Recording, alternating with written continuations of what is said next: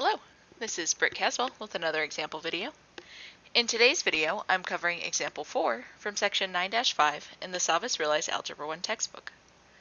The goal of today's video is to use completing the square to write an equation in vertex form.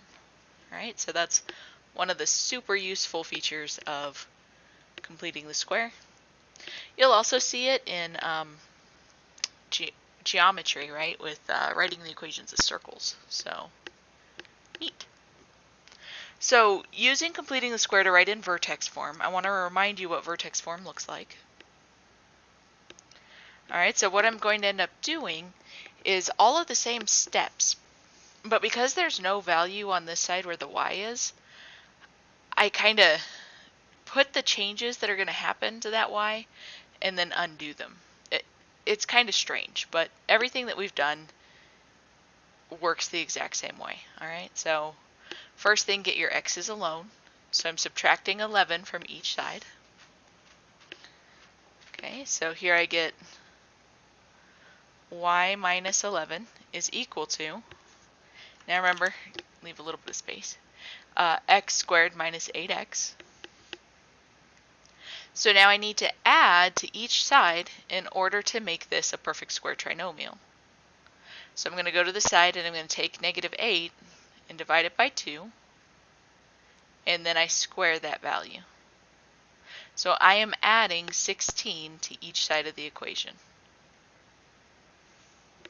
So on the left-hand side, the negative 11 and the 16 turns into a 5.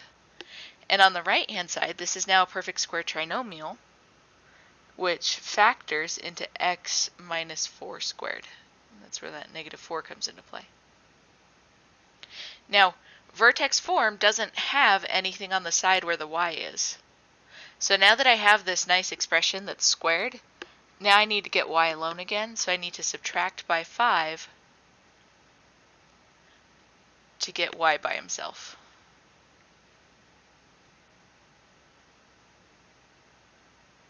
And there it is, that's that vertex form. Go ahead and box that for you guys. So let's go ahead and let's try that again. So first thing, let's get the x's by themselves, so we subtract by 3. So I have y minus 3, leave a little bit of space, equals x squared minus 2x. So then I need to find an expression that I add to each side to make this a perfect square trinomial. So we take our b value and divide it by 2, and then we take that value and we square it. So I'm adding 1 to each side of my equation. So on the left-hand side, I'm left with y minus 2, and on the right-hand side, this is now a perfect square trinomial that looks like x minus 1 squared. That minus 1 comes from here, right? But then y needs to be alone in order to be in vertex form, so I'm adding the 2 over here.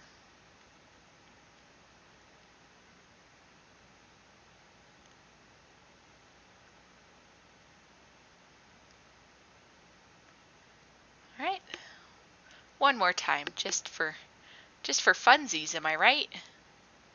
So step 1, get the x's alone, so I'm subtracting by 25.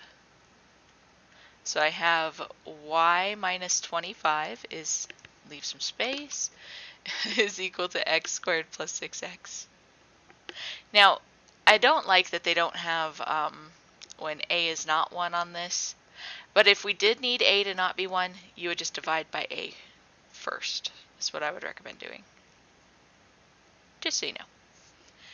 Alright, so now our x's are alone, so we're going to add a value that completes the square. So I take my b value and divide it by 2, and then I take that value and square it, and that's what I add to each side. So on my left-hand side, I have y minus 16, and on my right-hand side, this is now a perfect square trinomial that looks like x plus 3 squared. And then y has got to be alone, so I'm going to add 16 back to each side. And that's where I get y equals x plus 3 squared plus 16. So there we have it, guys. That is how to convert between standard form and vertex form. Until next time.